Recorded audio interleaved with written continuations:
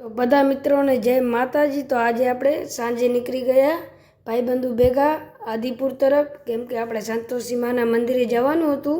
તો આપણે ભાઈબંધ ભેગા નીકળી ગયા અને શેખપીર પહોંચી ગયા અને પછી આપણે પહોંચ્યા ટોલ ટેક્સ ટપીને આપણે હાલી ગયા અંજાર તો હજી પહોંચ્યા નહોતા। પછી આપણે અહીંયા કરી લીધો આપણે સ્ટોપ, ભાઈબંધુ અને બધાએ આપણે પીધી ચાય।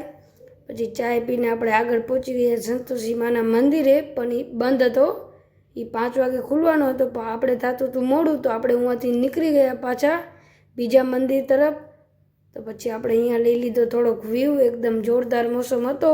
અને પછી આપણે અંજાર બાયપાસ આવી ગયા ત્રિમંદિરે।